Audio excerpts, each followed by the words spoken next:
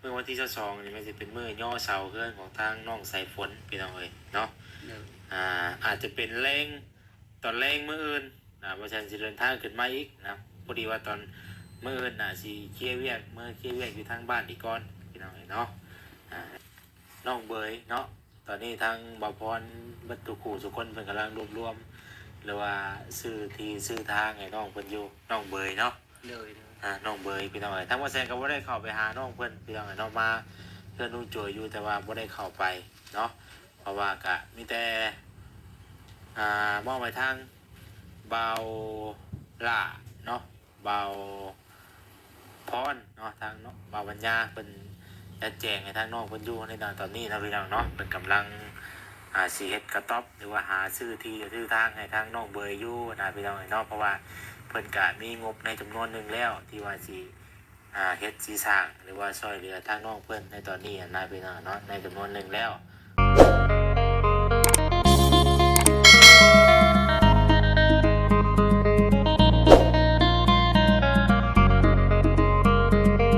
ผักมาอยู่กับอยู่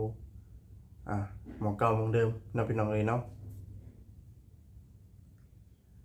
กับสบายดีเด้อสบายดีพ่อแม่พี่น้อง FC เบิ้สุขุสุคนพี่น้องเนาะหรือว่าจะเป็นพี่น้องตะฝั่งลาว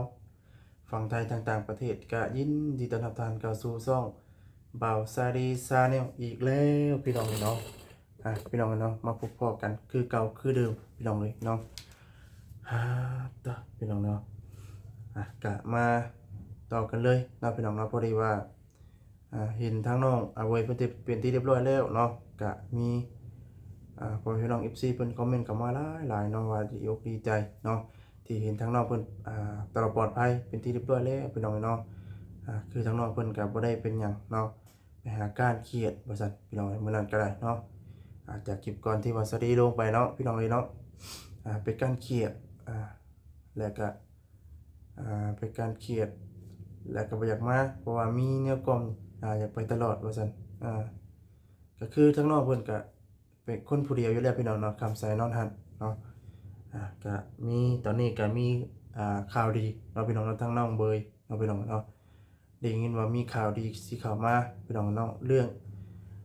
ที่ดินใหม่พี่น้องเนาะที่ดินแปลงใหม่เนาะที่มาของวละเนาะบ่โพนพี่น้องเนาะสิซื้อที่ดินให้ใหม่เนาะแต่ตอนนี้กำลังหาอยู่พี่น้องเนาะแต่ว่ายังบ่รู้ว่าทางน้องเพิ่นสิอยู่แปลงใดเนาะดินนะพี่น้องเนาะตัวพี่น้องก็มีดินกำลังซ่อหาอยู่พี่น้องเนาะก็ถือว่าโชคใหญ่ล้นทับเนาะช่วงนึงเนี่ยก็กังวลใจกันหลายคนพี่น้องเนาะแต่ว่าตอนนี้ก็ทางน้องเพิ่นก็พบเจอไปแล้วก็มีข่าวดีเข้ามาอย่างล้นหลามพี่น้องเนาะถือว่าโชคใหญ่ล้นทับเลยก็ว่าได้พี่น้องเนาะพอดีว่ามีทั้งประตูโจยก็มีข่าวดีคือกันเนาะกำลังดำเนินการเนาะพี่น้องเนาะเรื่องเฮ็ดเฮือนเฮ็ดซานเนาะพี่น้องเนาะเฮ็ดเฮือนของบ่าวสายฝนพี่น้องเนาะที่ว่าเสียได้แจ้งไปรอบนั้นพี่น้องเนาะก็มีเฮือนของประตูโจยเนาะประตูโจยแล้วก็บ่าวสายฝนพี่น้องเนาะกำลังดำเนินการพอดีว่าบ่าวแซนมามื้อนี้พี่น้องเนาะก็มาทางบ่าวสายฝนเนาะมาคืนพี่น้องเรามาคืนเพื่อนไว้เนาะคืนเพื่อนแบบสิเทพเสากันเปื้อนไว้พี่น้องเนาะแต่ว่าตอนนี้ยกมือนี้พี่น้องเลยเราจะเป็นมือใหม่เนาะพี่น้องเนาะแล้วสิเปิดคลิปทั้งของวาเซนเนาะพี่น้องเนาะสิทั้งคลิปวาเซนให้ผมเป็นพี่น้องรับชมน้ำกันพี่น้องเนาะทางซ้ายเดินทางกลับแล้วแต่วันนี้ก็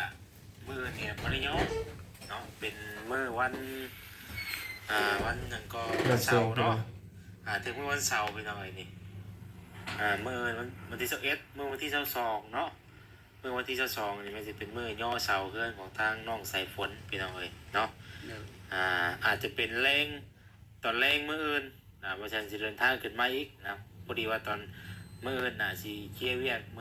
อยู่ทางบ้านอีกก่อนพี่น้องเนาะแล้วก็สิกลับมาตอนช่วงมื้อเช้านี่มื้อย่ออีกทีคำว่าสิมาตอนมื้ออยู่บ้านนี่บ่ทันพี่น้องเนาะต้องมาตอน ตอนแรกของมื้อเนาะตอนแรกของมื้อนี่ต้องมาปรีแล้วเขาก็สิซื้อเครื่องมาเตรียมไว้ให้อะนะเครื่องอหย่างก็เป็นสอนไส้เป็นพวกแนวมัดเสาย่อเสาแหละพี่น้องเอ้ยเนาะเพราะว่าเป็นวันศุกร์ว่าซั่นนะมื้องามยามดีเนาะ โดย ย่อเสาเรือนเสาซานของทางน้องใส่พ้นพี่น้องเอ้ยแล้วก็พอดีว่าเมื่อกี้นี่ทางบริษัทเลื่อนไปเห็นทางกันคลิปของวาพรพี่น้องเอ้ยเนาะล่าสุดกับแม่นทางน้องเบยเนาะตอนนี้ทางวาพรบัตถุขู่สุคนเพิ่นกำลังรวบรวมหรือว่าซื้อที่ซื้อทางให้น้องเพิ่นอยู่น้องเบยเนาะ โดยโดย น้องเบยพี่น้องเอ้ยทางบริษัทก็บ่ได้เข้าไปหาน้องเพิ่นพี่น้องเอ้ยเนาะมาเพื่อนนุ่งโจยอยู่แต่ว่าบ่ได้เข้าไปเนาะ เพราะว่ากะมีแต่มองไปทางเบาล่าเนาะเบาพรเนาะทางเนาะเบาปัญญาเป็นจะแจงให้ทางน้องเพิ่นอยู่ในตอนนี้นะพี่น้องเนาะเป็นกำลังสีเฮ็ดกระต๊อบหรือว่าหาซื้อที่ซื้อทางให้ทางน้องเบยอยู่นะพี่น้องเนาะเพราะว่าเพิ่นกะมีงบในจำนวนหนึ่งแล้วที่ว่าสิเฮ็ดสีสร้างหรือว่าช่วยเหลือทางน้องเพิ่นในตอนนี้นะพี่น้องเนาะในจำนวนหนึ่งแล้วเนาะ ทางหมดแสงก็เลยบ่ได้เข้าไปวันนี้พี่น้องเอ้ยเนาะกะถ้าว่ามีโอกาสก็ยังสิเข้าไปอยู่พี่น้องเอ้ยเนาะ FC ที่ว่าเป็นฝากเงินมาเนาะหรือว่าตอนนี้นะงบที่ว่าทางหมดแสนน่ะมีอยู่น่ะ 2,000 บาทแต่ว่ายังบ่ได้ซื้อหยังเนาะให้น้องเพิ่นนะรอเบิ่งก่อนหลังจากที่ว่าเพิ่นเฮ็ดหมองพักหมองเช่าได้หมองอยู่เป็นรักเป็นแรงแหละทางหมดแสนจึงจังสิจัดแจงให้เนาะเรื่องเงินเรื่องคำตัวนี้อย่างนะพี่น้องเอ้ยเนาะและการเรื่องเงินที่ว่าทางแม่เพิ่น ฝากมารอบก่อนนั่นเนาะที่ว่าสิให้เห็ดกระต๊อบให้น้องเบยอะนะทางไม่เพชรอันนั้นเป็นเอาเลยแต่วันนี้ FC บางทางก็ยังบ่ฮู้นะว่าเป็นจังไดอะนะเดี๋ยวบ่ได้สิเว้าสู่ฟังก่อนเนาะเพิ่นฝากมาตอนนั้นน่ะว่าให้ทางแม่เพิ่นบอกว่าให้ไปเฮ็ดกระต๊อบอยู่ให้น้องเบยเนาะแล้วก็เฮาเดินเรื่องเกี่ยวกับให้เพิ่นนี่มาอยู่ทางใกล้น้องเสพลเนาะ โดย และวันนี้ทางน้องเบยน่ะทางในบ้านเป็นบ่รับเป็นบ่ได้มาจังไดก็บ่ได้มาแล้วนะพี่น้องเนาะจุดประสงค์ของทางแม่เพิ่นน่ะเงินในส่วนนี้น่ะเพิ่นอยากให้เฮ็ดกระต๊อบให้น้องเบยเนาะบัดนี้ไอ้เล่นเรื่องให้น้องเบยนี่เขามาอยู่ใกล้น้องเสร็จผลและวันนี้บ่ได้อันตามจุดประสงค์ทางแม่เพิ่นแล้วก็เงินในส่วนนี้ก็ทางแม่เพิ่นบอกว่าให้เอาไว้ ซื้อเครื่องซื้อของเพื่อนน้องใส่ฝน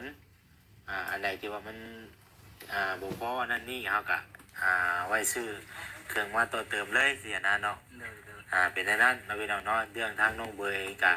เขาก็ติดตามเบิ่งน้ำกันก่อนในช่วงนี้เนาะคือทางทีมงานบอพรหรือว่าทีมงานวละเพิ่นก็ยังเข้าไปจัดแจง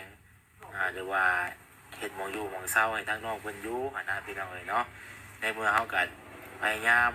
เต้นแลนเรื่องน้องเบยเพิ่นน้องเบยเขาอยากให้เพิ่นเข้ามาอยู่ใกล้กับทาง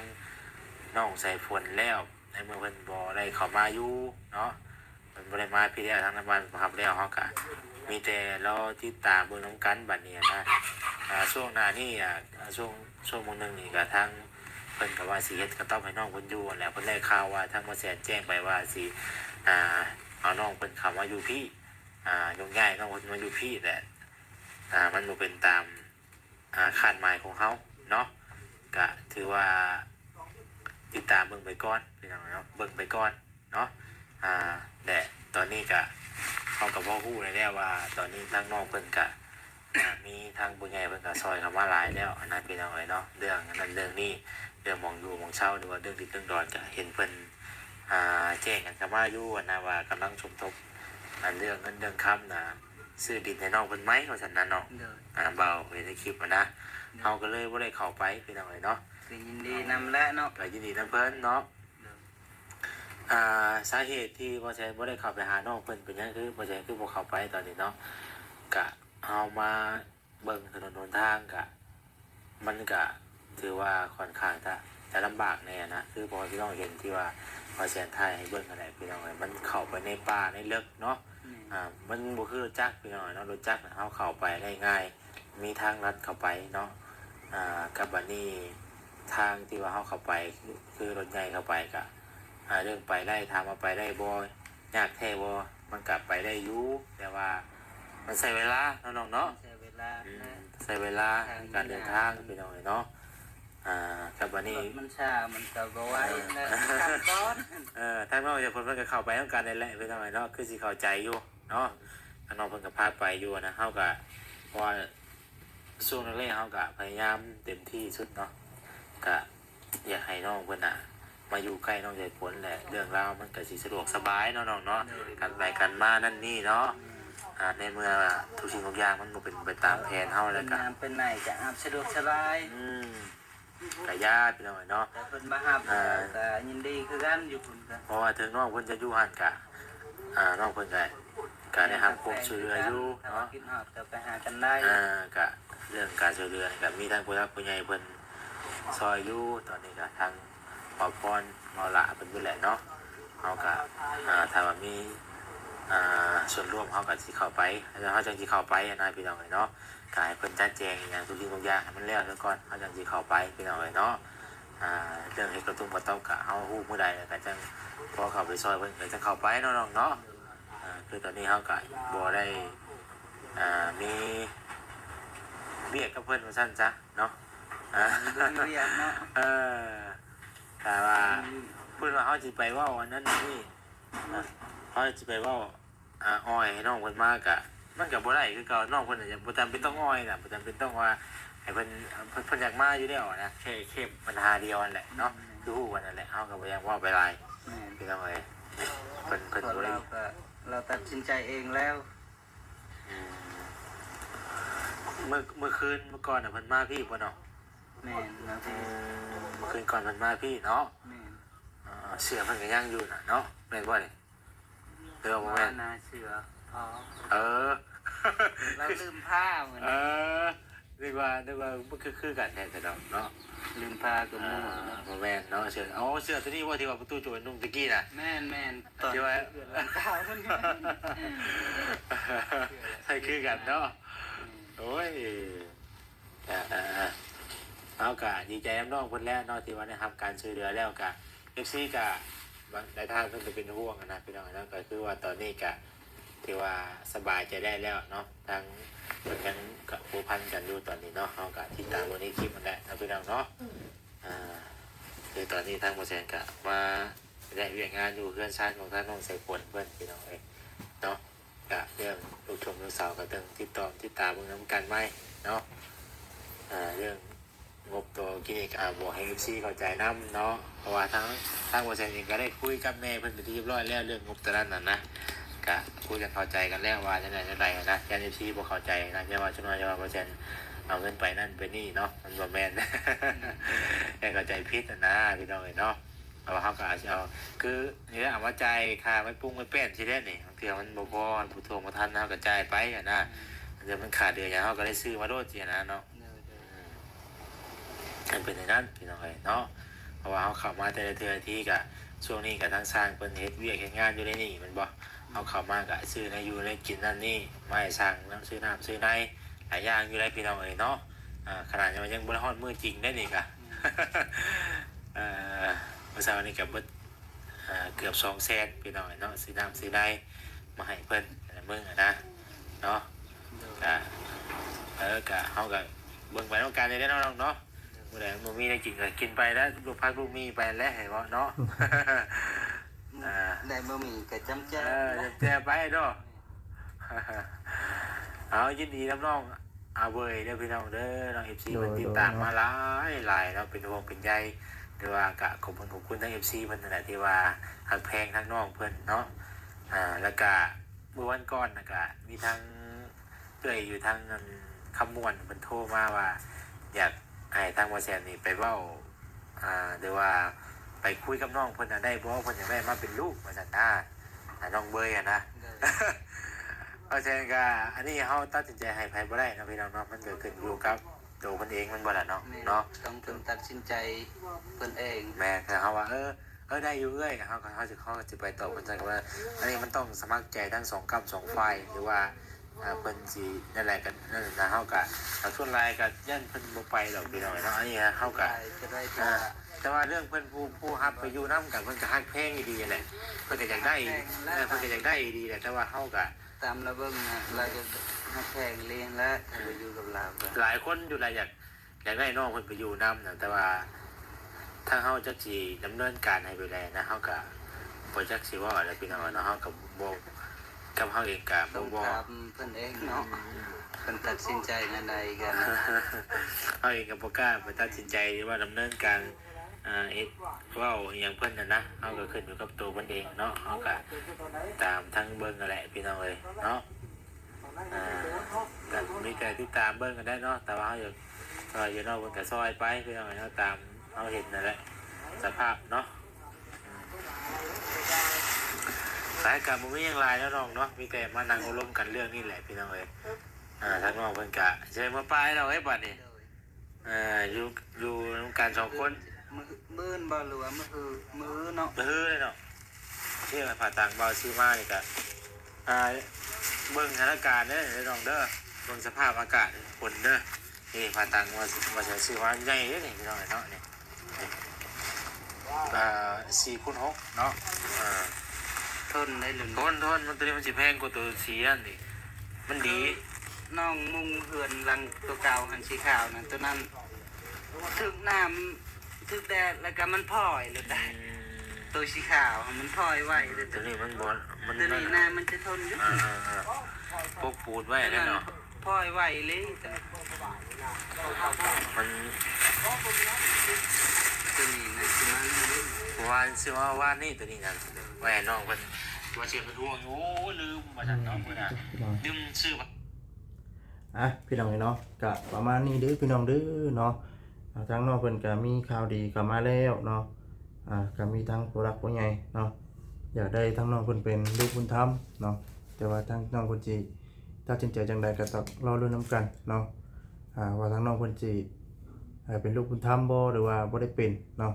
แต่ว่าทั้งน้องเพิ่นก็น่าสิบ่ได้เป็นคือจังว่าแสนว่าล่ะพี่น้องเนาะเฮาก็ตัดสินใจให้บ่ได้เนาะพี่น้องเนาะมันก็ต้องขึ้นนำทั้ง2ฝ่ายเนาะมันจังสิถึกควรเนาะเอาหาจิตตัดสินใจให้เลขก็บ่ได้เนาะพี่น้องเนาะพี่น้องนะทั้งน้องเพิ่นก็มีข่าวดีเข้ามาแล้วเนาะพี่น้องเนาะก็ต้องขอบคุณทางพ่อแม่พี่น้อง FC เบิดทุกคนที่ฮักเพลงทั้งน้องเพิ่นพี่น้องเนาะทางบ่สวัสดิการสิได้ขอบคุณทางพ่อแม่พี่น้อง FC เบิดทุกคนเนาะที่เข้ามารับชมคลิปช่องทางบ่สวัสดีเด้อพี่น้องเนาะสำหรับคลิปนี้ทางบ่สวัสดีก็อวยพรอวยไสให้พ่อแม่พี่น้อง FC อยู่ดีมีแรงสุขกายสบายใจเด้อเนาะขอให้ถูกรางวัลที่1เด้อเนาะสำหรับคลิปนี้เนาะพี่น้องเนาะทางบ่สวัสดีก็สิดำลาไปก่อนแล้วเนาะพี่น้องเนาะผิดพลาดประการใดเนาะพี่น้องเนาะต้องกราบขอโทษขออภัยพ่อแม่พี่น้อง FC เบิดทุกท่านพี่น้องเนาะก็รับคลิปนี้เนาะก็กำลังใจได้เนาะทางบ่สวัสดีบ่บ่มนนหูเนาะก็ต้องกราบขอโทษขออภัยพ่อแม่พี่น้อง FC เบิดทุกท่านพี่น้องเนาะสำหรับคลิปนี้ลำลาไปก่อนแล้วเนาะติดตามคลิปต่อไปพี่น้องเนาะกับจะมาสบายดีพี่น้องเนาะ